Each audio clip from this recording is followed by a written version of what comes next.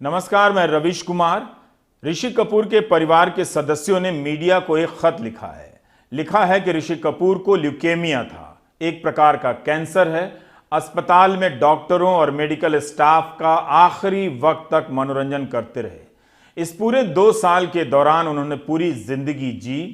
मिलने आने वालों से फैमिली, फिल्में, भोजन और दोस्तों के बारे में बातें करते रहे। उन्हें एहसास था कि दुनिया भर में उनके चाहने वाले हैं और इसके प्रति कृतज्ञ भी रहे। इसलिए उनके फैंस समझेंगे कि ऋषि कपूर को मुस्कुराहटों के साथ याद किया जाए, आंसुओं के साथ नहीं। शायद अलविदा की भी मुस्कुराहटें होती होंगी,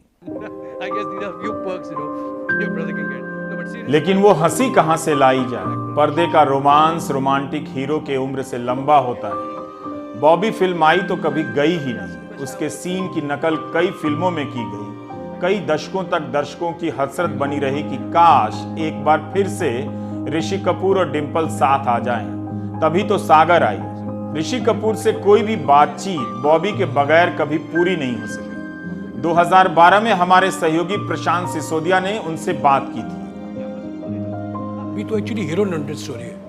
बॉबी लड़की का नाम है, डिंपल थी। मैं तो बाय चांस बोलते ना, डिफॉल्ट से, चूंकि मैं था इसलिए मुझे ले लिया, वो मैं बन गया। वो मेरी तकदीर अच्छी, पिक्चर हिट हो गई, मैं एक्टर बन गया। नहीं तो मैं 20-21 साल का बच्चा, मैं कहाँ बन गया इतनी जल्दी। तो मेरी तकदीर अच्छी थी, मैं बन गया। मैं आपको बताऊँ, जब मैं इस फिल्म की बात करता हूँ तो एक गाना इस फिल्म में मैंने जो पिक्चराइज किया था, मेरा पहला गाना ज़िंदगी का मैंने गाया था। फिल्म का गाना था मैं शायर तो नहीं। मेरा पसंदीदा गाना है। हाँ जी, मेरा भी बड़ा पसंदीदा गाना है। और ये मेरा पहला गाना ज़िंदगी में जो मैंने पर्दे में खुद गाया था as a hero, romantic hero. तो जब मैं सेट पे गया तो मैंने पूछा कि डांस डायरेक्टर यानी कि कोरियोग्राफर कौन है, तो बताया गया कि कोई नहीं है। तो मैंने अपने फादर से पूछा कि कोई है नहीं तो मैं कैसे गाऊंगा, मुझे कौन सिखाएगा। नहीं, कोई नहीं सिखाएगा, आप खुद करोगे। मैं बोला मुझे आता क्या, तो मैं करूँगा। तो नहीं, तुमको खुद गाना। इसे अगर मैं कोई कोरियोग्राफर या कोई डांस मास्टर लाऊंगा तो वो तुम्हें वही दिखाएगा जो बड़े एक्टर को दिखा चुका है। तो अगर तुम उसकी नकल करोगे तो लोग बोलेंगे तुम वो बड़े एक्टर की नकल कर रहे हो। तो तुम्हारी छाप क्या हुई, तुम्हारी आइडेंटिटी क्या हुई। तो तुमने अपनी छाप बनानी है। बॉबी ने अपने समय में काफी कुछ बदल दिया। लोगों के पहनने के ढंग बदल दिए और कपड़े की छपाई बॉबी प्रिंट हो गई। बॉबी में काम करने वाले कभी बॉबी से बाहर नहीं निकल सके। एक सीन को लेकर अरुणा ईरानी ने शिकायत की थी। ऋषि कपूर ने कहा था सीन बुरी है तो आंखें बंद कर लो। मुझे तो एक चीज बहुत अच्छी तरह से याद है उनकी। एक शॉट था जिसमें उनका टॉवेल गिर जाना था और मैं उन्हें नंगा देख लेती हूँ। मैं वो शॉट करने के लिए ऑब्जेक्ट करती हूँ। तो उन्होंने बोला नहीं, ऐसा नहीं, वैसा नहीं, तुम समझते नहीं हो, it's a very important shot, this and that. अच्छा एक काम करो, जैसे उसका टॉवेल गिरे आप अपनी आंखें बंद कर लेना, बस ना। उन्होंने समहाउ बहुत सही रीत से मुझे समझा के कन्विंस कर लिया, मैंने कर लिया। उसके 1-2 साल बाद फिर ऋषि कपूर के साथ अगेन वापस काम करने का मौका मिला। तब उन्होंने कहा कि मेरे मन में एक बात है Aruna ji, which I want to ask you. ऐसे हाँ जी बोले। तो बोले आप जो वो शॉट के लिए ऑब्जेक्ट क्यों कर रही थी? ऑब्जेक्ट तो मुझे करना चाहिए था ना अरुणा जी, नंगा तो मुझे होना था। और मैं हंस पड़ी थी उनकी इस बात पे। इसी का एक गाना है प्यार में सौदा नहीं। जिस देश में शादियां आज भी दहेज के नाम पर सौदा हैं, वहां यह गाना भी अमर है, प्यार में सौदा नहीं। बॉबी उस भारत की कल्पना के बाहर की फिल्म थी जिसे अपनी सामंती नैतिकताएं बहुत प्यारी थी। लाइसेंस राज के जाने से बहुत पहले ऋषि कपूर की इस फिल्म ने एक ही साथ सारी बंदिशों को ध्वस्त कर दिया और सिनेमा के पर्दे को आजाद कर दिया। तो क्या नाम है? बोला नाम है राजकुमार नाम नहीं है तुम्हारा, सच बोलो क्या नाम है? क्या नाम है? सच बोल। राजकुमार है। राजकुमार नाम है तुम्हारा? वीडियो देता हूँ हमारी तरफ सभी। क्या नाम है तुम्हारा? सही बोलो नहीं तो अभी मार मार के ठीक कर दूंगा तुझे। क्या नाम है? रुक। भाग कहाँ रहे बे? भाग कहाँ रहे हो? भाग क्यों रहा है? नाम बता। सही सही अपना नाम बताओ, क्या नाम नाम है? बताओ अपना। नाम क्या है बेटे? तू बोल, सही बोल। तू बोलेगा तेरा बाप बच जाएगा, नहीं तो बता रहा हूँ। हैं? अजीजुर रहमान। बताओ। झूठ बोल रहा था मुसलमानों झूठ क्या के। बोल रहे बे? अरे भैया राजकुमार से बोलते रहते हैं ना, सुना मुझे। अबे झूठ जब क्यों बोल रहा नाम फिर तू? पूछा जा रहा है तुम्हारा, क्या नहीं बता रहे हो? हैं? एक बार छोड़ दिया, अब नहीं करेंगे। चलो अबे राले झूठ क्यों बोलता है तू? अंकल अब नहीं करेंगे। हैं? बस्ती में दिख नहीं जाना यहाँ पे तुम लोग। यूपी का यह विधायक भले एक बेटे के सामने सब्जी बेचकर 2 रुपए कमाने वाले एक मुसलमान बाप को उसके मजहब के वास्ते लताड़ रहा है। लखनऊ की इस गली में बॉबी फिल्म का गाना बजाकर ऋषि कपूर को आप कैसे याद करेंगे? बेशक मंदिर मस्जिद तोड़े, बुल्ले शाह ये कहता, पर प्यार भरा दिल कभी ना तोड़ो, इस दिल में दिलबर रहता। जिस पलड़े में तुले मोहब्बत उसमें चांदी नहीं तोलना। यह उदाहरण इसलिए दिया क्योंकि ऋषि कपूर समाज और राजनीति से खुद को अलग नहीं रख सके, गलत को गलत बोल गए। मेरे उनके बड़े अच्छे, बहुत अच्छे ताल्लुकात थे। तो हर ईद पे मैं उनको कबाब, बिरयानी, खीर भेजती थी, और वो दिवाली पे मुझे त्योहार पे जब बच्चे के जैसा, जब दिल्ली से के सेट पे गए तो वो आके पहले दिन भी इतनी जोर से गले मिले जैसे कोई माँ से गले मिल रहा हो बच्चा। तो कहने लगे वहीदा जी, हमारी पहले 2 पिक्चरें सुपरहिट हुई थी और इसको भी सुपरहिट ही करना है। मैंने कहा इंशाल्लाह हो जाएगी, हो जाएगी। एक अच्छा एक्टर सिर्फ डायरेक्टर और स्क्रिप्ट की जिंदगी नहीं जीता है, स्क्रिप्ट के बाहर की बदलती आबो हवा से भी टकरा जाता है।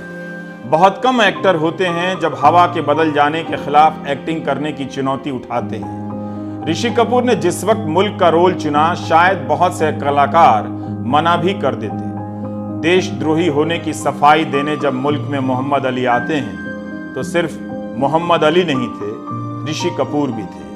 उस रात मैं शायद कहीं बाहर था, होटल में था, लौटा रात को, देर रात को कमरे पे, तो ऋषि जी के 3-4 मिस्ड कॉल थे।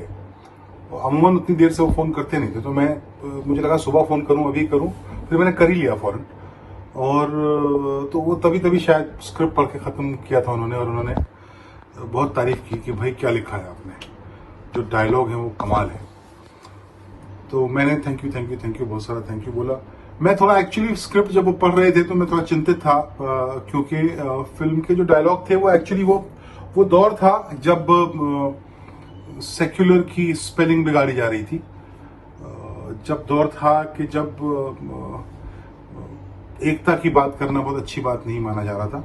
उस दौर में मुझे लग रहा था कि शायद ये और फिल्म फ्रंट फुट पर बात करने की कोशिश कर रही थी। फिल्म नहीं चाहती थी कि, मैं नहीं चाहता था एज अ राइटर कि ये बातें ढका छुपा के की जाए, क्योंकि दुश्मनी की बातें ढका छुपा के नहीं हो रही थी। और मुझे इस बात की बहुत चिंता थी कि जो मेरे जो लीड एक्टर है, स्पेशली ऋषि कपूर, अगर वो एज एन एक्टर इस बात से थोड़े से भी चिंतित रहे, घबराए हुए रहे, तो फिल्म का जो पैनापन है वो कम हो जाएगा। और मुझे इस बात की बहुत खुशी है कि कभी भी एक कदम भी पीछे नहीं हटे। अपने जीवन में फ्लॉप फिल्मों की लंबी श्रृंखला छोड़ने वाले ऋषि कपूर की कई अच्छी फिल्में भी हैं। कभी राज कपूर ने अपने लिए उन्हें लॉन्च किया, बाद में ऋषि कपूर कईयों के लिए लॉन्च पैड बन गए। 1989 की चांदनी सुपरहिट थी। ऋषि कपूर को लगता था कि उन्हें 90 के दशक में फिल्मों में आना चाहिए था, 70 के दशक में नहीं। वो अपनी गलतियों पर खुद ही बात करते थे। मेरा सेकंड इनिंग्स है, ये जो दौर है मेरा, मुझे पहली बार एक्टिंग की चांसेस मिले जा रहे हैं।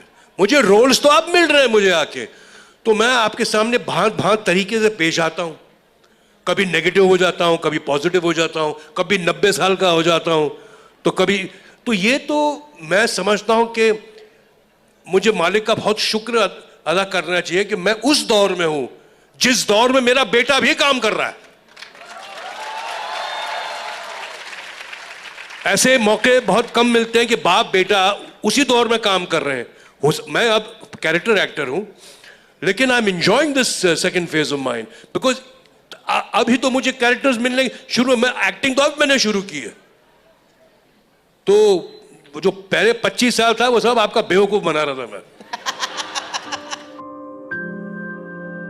गाने के सीन में ऋषि कपूर एक अलग ही अभिनेता लगते थे। सुभाष घई की फिल्म कर्ज के सारे गाने में देखिए उन्हें, इंटेंसिटी, सघनता और तीव्रता चेहरे पर तैर रही होती है। बॉबी अगर लैंडमार्क है तो कर्ज भी एक बड़ा मुकाम है। एक हसीना थी, एक दीवाना था।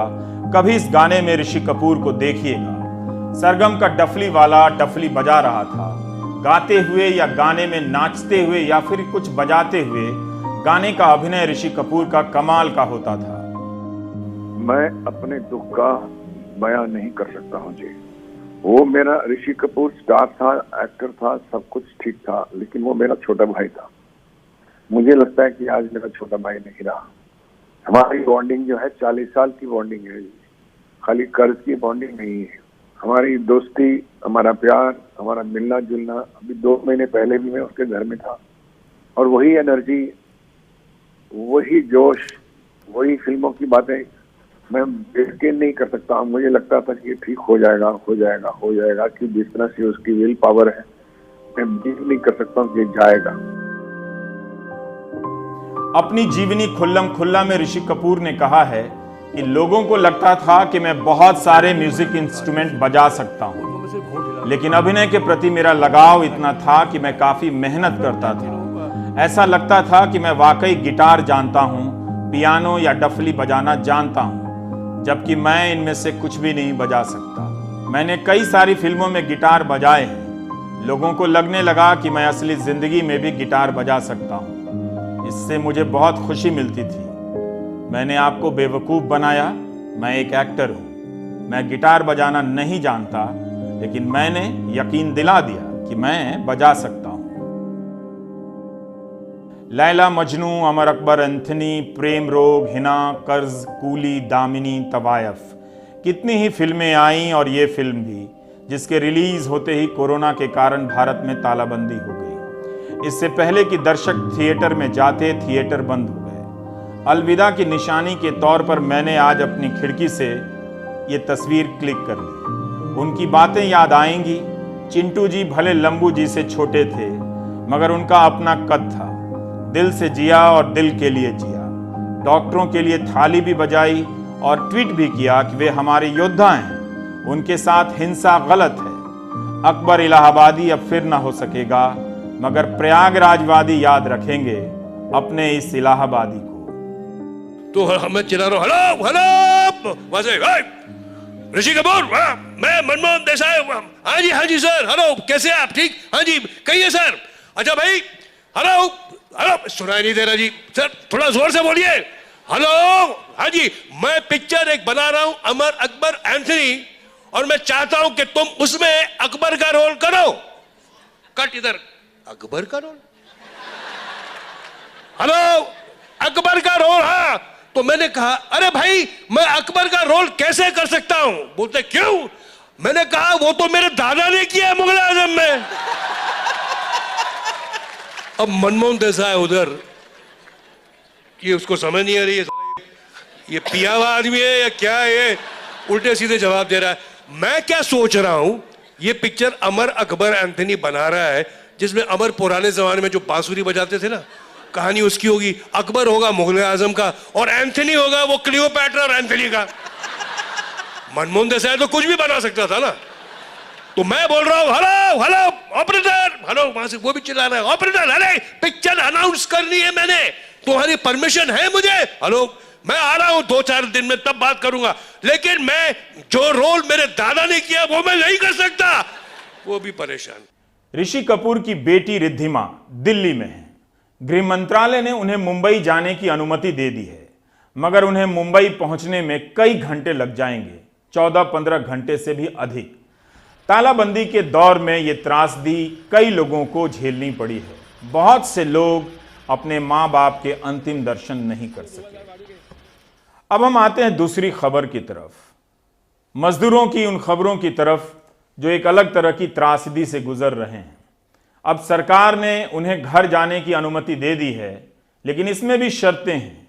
राज्य सरकारों को अलग अलग राज्य सरकारों से बातें करनी होगी और फिर उन मजदूरों की पहचान करनी होगी और तब जाकर उन्हें लाया जाएगा। ध्यान रहे कि इस कार्यवाही में इतनी बड़ी संख्या में मजदूर इधर से उधर होंगे। भारत का एक सबसे बड़ा राज्य है उत्तर प्रदेश। अकेले उत्तर प्रदेश 4 लाख मजदूरों को दूसरे राज्यों से लाने जा रहा है। लगभग 10,000 से अधिक मजदूरों को हरियाणा के सोनीपत और पानीपत से यूपी लाया गया है। यूपी के भीतर 10,000 से अधिक छात्रों को अलग अलग जिलों में पहुंचाया गया है और कोटा से 11,000 से अधिक छात्रों को यूपी लाया गया है, अलग अलग जगहों में पहुंचाया गया है। यही प्रक्रिया अलग अलग राज्यों में हो रही है। अब सोचिए ये कितना बड़ा अभ्यास है, कितने बड़े स्केल पर चलेगा जब लाखों मजदूर एक जगह से दूसरे जगह किए जाएंगे। लेकिन ये नौबत क्यों आई? मजदूरों ने इसकी तड़प क्यों दिखाई? क्योंकि उन तक पहुंचाने वाली हर सुविधाएं, हर योजनाएं कम पड़ गईं और उन तक पहुंचते पहुंचते दम तोड़ गईं। सौरभ शुक्ला की यह रिपोर्ट देखिए।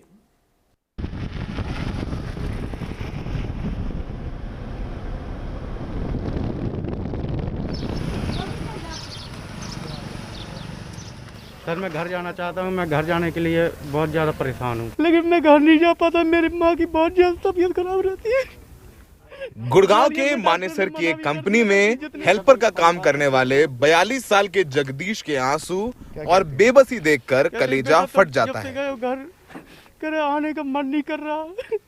करे मेरा मैं यहाँ फंस गया। मध्य प्रदेश के छतरपुर के रहने वाले जगदीश गृह मंत्रालय के आदेश के बाद बार बार बस स्टॉप जाकर देख रहे हैं कि मध्य प्रदेश जाने वाली बसें शुरू तो नहीं हो गईं। मां बीमार हैं और अपने बेटे को देखना चाहती हैं, मगर जगदीश बेबस हैं। मैं पूरा आईडी लेके घूमता हूँ कि मुझे घर जाने के लिए कहीं से मिल जा। मेरी माँ की बहुत ज्यादा तबीयत खराब रहती है। ग्वालियर में डॉक्टर ने मना भी कर दिया था कि जितने दिन की मेहमान उतने दिन सेवा करो। ये कहानी सिर्फ जगदीश की ही नहीं है। मिलेनियम सिटी कहे जाने वाले गुरुग्राम में फंसे हजारों मजदूरों की है। न भरपेट खाने को मिल रहा है और न ही ये तय है कि उद्योग चालू होंगे तो उन्हें काम मिलेगा या नहीं। कितने किलोमीटर पैदल चल के गए थे खाना लेने? Sir 2 kilometre. 2 किलोमीटर चल के खाना मिला है। और इस खाने में, इतने खाने में कितने लोग खाएंगे? सर 10 लोग हम लोग हैं सर। इतना खाना मिला है और मुश्किल से सर छोटे छोटे बच्चे हैं सर, और हम 10 लोग कैसे खाएंगे सर इसमें।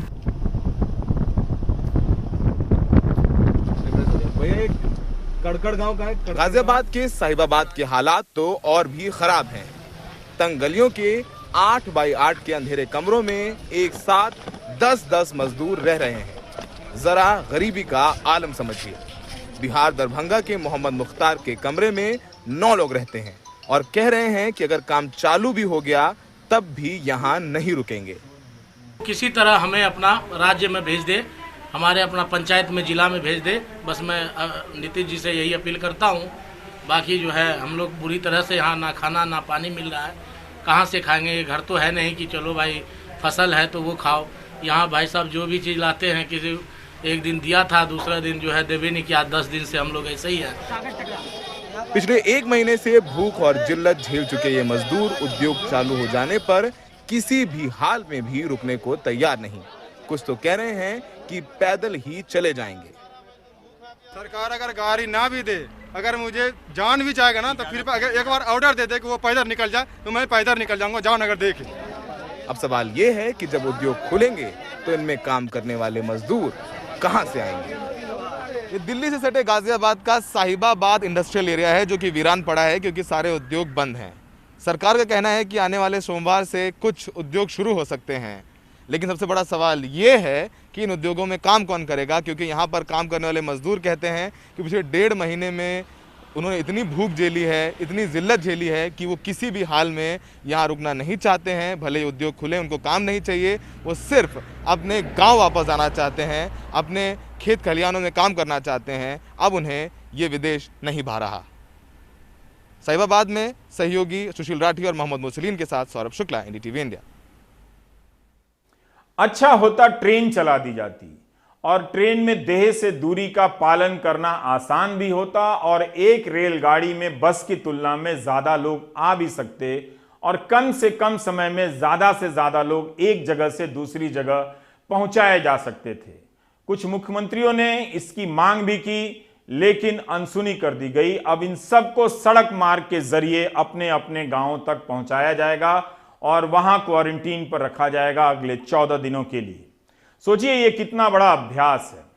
दूसरी तरफ 1 मई के दिन इन मजदूरों का भी दिन है, तो इस दिन इनकी व्यथा को याद करने के लिए, इनके प्रति करुणा और सहानुभूति और समर्थन जताने के लिए मुंबई के 135 से अधिक लोगों ने फैसला किया है कि वो एक वक्त का उपवास रखेंगे। सूर्योदय से लेकर सूर्यास्त तक कोई भोजन ग्रहण नहीं करेंगे और ये 15 शहरों में ऐसा होने जा रहा है।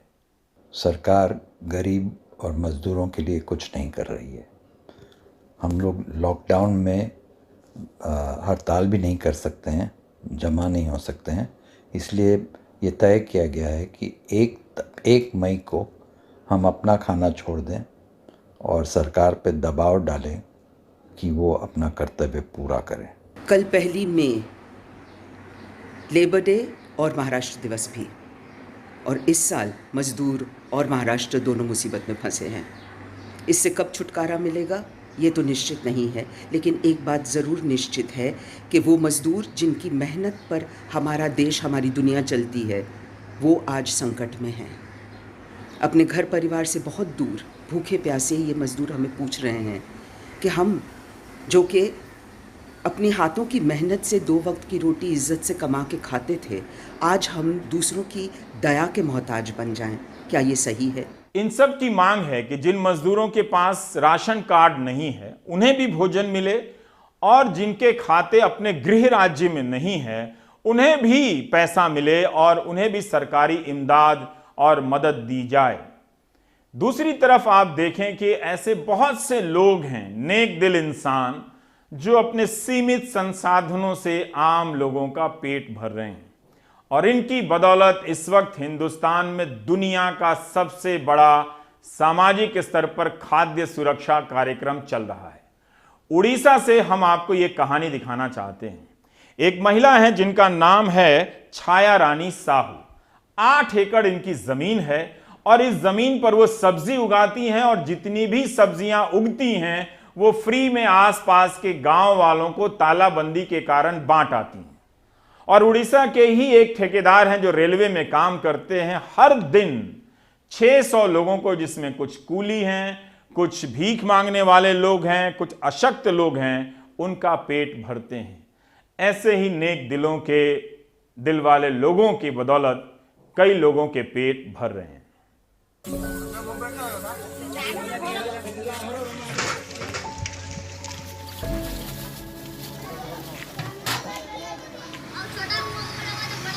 छोटे छोटे घेरों में बैठकर खाना खाते ये बच्चे उड़ीसा के बरगढ़ जिले के हैं। घेरे इसीलिए बनाए गए ताकि खाना खाते वक्त भी शारीरिक दूरी का ध्यान रखा जा सके।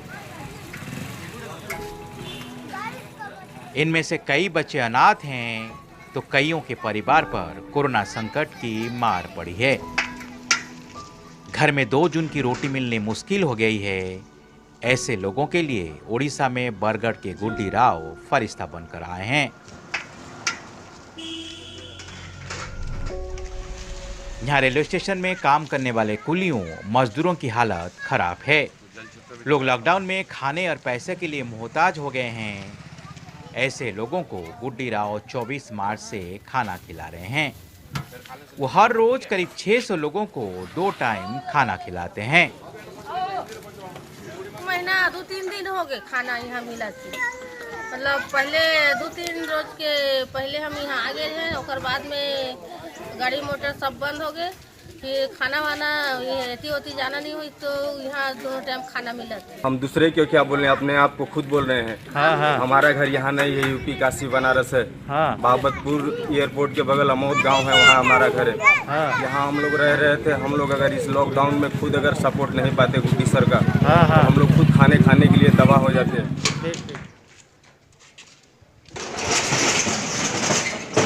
गुड्डी राव एक छोटे मोटे रेलवे कॉन्ट्रैक्टर हैं। महीने में 30 से 40 हजार रुपये कमा लेते हैं। लॉकडाउन से उनका भी काम बंद है, लेकिन इन गरीबों के लिए उनका दिल खुला है। गुड्डीराव सुबह 4 बजे से खाने की तैयारी में लग जाते हैं, सब्जी लाते हैं, अपने स्टाफ के साथ खाना बनाते हैं और फिर मारुति वैन में खाना भरकर निकल पड़ते हैं।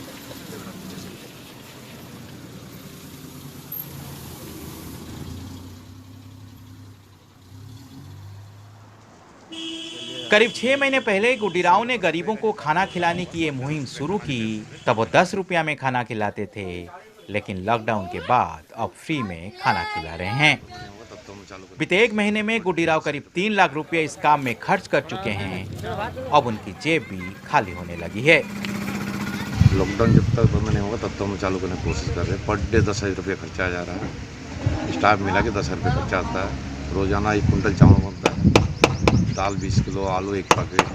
दोनों टाइम बांट रहे हैं। सुबह 12 बजे से, सुबह 10 से आपका 12, शाम को 7 बजे से 9 बजे तक। और जितना वो कर रहे हैं हम लोग, जितना हो सकता है। एक तरफ गुड्डीराव फ्री में खाना खिला रहे हैं, तो दूसरी तरफ उड़ीसा के भद्रक जिले के कुरुड़ा गांव के रहने वाली महिला किसान छायारानी साहू रोज 10 से 12 क्विंटल सब्जी लोगों को फ्री में बांट रही हैं।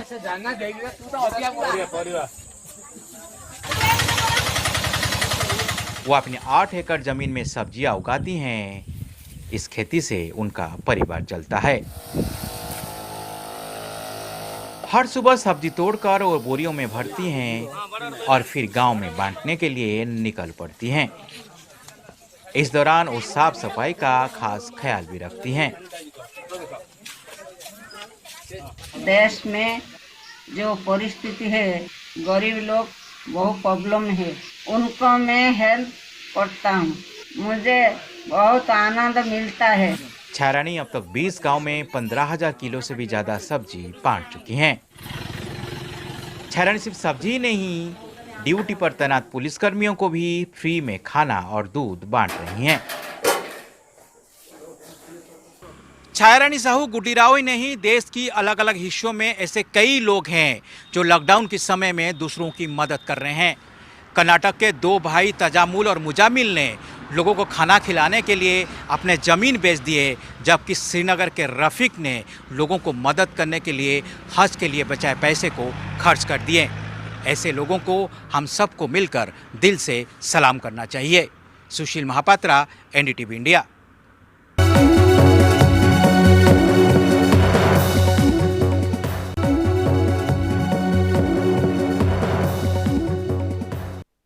तालाबंदी के दौर में कुछ विचित्र फैसले लिए जाते हैं, जिनकी नकल जब दूसरी जगह पर होती है तो वो विचित्रतम फैसले में बदल जाते हैं।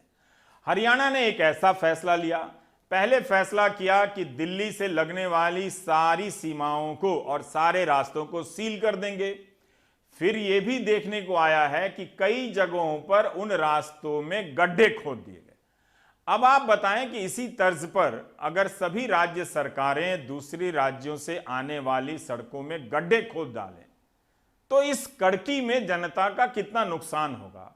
वो सड़कें तो बनी हैं आपके टैक्स के पैसे से, अब गड्ढा भी खोदे जाएंगे आपके टैक्स के पैसे से और भरे भी जाएंगे आपके टैक्स के पैसे से। यह रास्ता दिल्ली और हरियाणा को जोड़ता है, लेकिन सरकारी अधिकारियों की मौजूदगी में जेसीबी लगाकर गड्ढे कर दिए गए। पक्की सड़क को सरकारी अधिकारी ही खुदवा गए। अब इसे बनाने के लिए भी फिर से जनता के पैसे खर्च होंगे। सोनीपत के खरखौदा ब्लॉक में दिल्ली से कई रास्ते खुलते हैं, मिलते हैं। इन रास्तों को बंद करने का ये तरीका निकाला गया है ताकि कोई ना आ सके। क्या यही एक तरीका था इन रास्तों को बंद करने का? हरियाणा सरकार का कहना है कि दिल्ली के सरकारी मुलाजिम और सब्जी मंडी जाने वालों से उनके यहाँ संक्रमण फैला है, इसलिए हरियाणा से दिल्ली में काम करने वाले कर्मचारी नहीं जा सकेंगे, सिर्फ केंद्रीय कर्मचारियों की छूट होगी। अगर दिल्ली से आने वाले लोगों को रोकने के लिए सड़कों में गड्ढे करना जरूरी है, हरियाणा का यह आइडिया कमाल का है, तो उस लिहाज से तो देश के सारे अंतर्राष्ट्रीय हवाई अड्डों में गड्ढे खोद दिए जाने चाहिए, क्योंकि बाहर से ही कोई संक्रमण लेकर भारत आया था। आजादपुर सब्जी मंडी में कोरोना से संक्रमित मरीजों की संख्या 15 हो गई है। शायद ये वजह रही कि हरियाणा ज्यादा अति सतर्क हो गया और इस तरह के फैसले लिए गए वहां पर। मगर दूर दराज के इलाकों में भी इसी किस्म के फैसले लिए जा रहे हैं। लोग आशंकाओं में, कम जानकारियों के कारण घबराहट में एक दूसरे के मोहल्ले को बांस से, दीवार से, पत्थर लगाकर बंद कर दे रहे हैं। रास्ता बंद करना कितना खतरनाक हो सकता है सोचिए। अगर एम्बुलेंस के जाने की जरूरत पड़ गई तो एम्बुलेंस वहां तक नहीं जा सकेगी। यह वीडियो चंपारण से विनय जी ने भेजा है। 2 गांवों को जोड़ने वाली सड़क को ग्रामीणों ने दीवार बनाकर बंद कर दी। यह सड़क उस गांव की तरफ जाती है जहां के एक व्यक्ति को कोविड-19 हुआ है, तो करमुआ गांव के लोगों ने रास्ता ही बंद कर दिया। रात भर में ईंट से दीवार बना दी। इसका मतलब है कि लोगों को अभी भी कोविड-19 के बारे में समझाने की जरूरत है।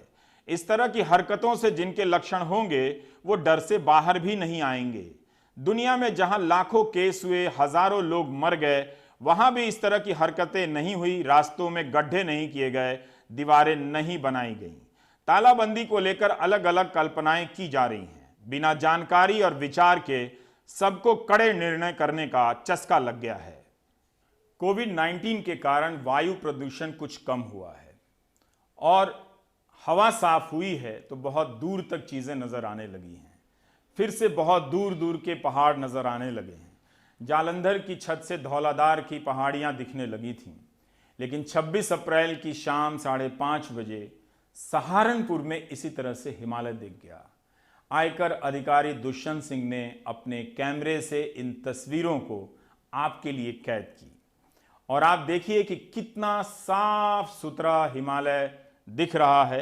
ये जो आप देख रहे हैं सहारनपुर की छतों से, वो गंगोत्री के 3 शिखर हैं। खतलिंग ग्लेशियर, माउंट भृगुपंथ, थलय सागर का शिखर, बंदर पूंछ के 2 शिखर आपको दिखाई दे रहे हैं और सभी चोटियां 6000 मीटर से ऊंची हैं। सोचिए और अंदाजा लगाइए कि काश हिमालय अब दिल्ली से भी दिखने लग जाए, ताकि हम सब दिल्ली वालों को यह एहसास हो कि हमारे नीति निर्धारक जो नीतियां बनाते हैं उनकी बदौलत हम पर्यावरण को कितनी चोट पहुंचा देते हैं।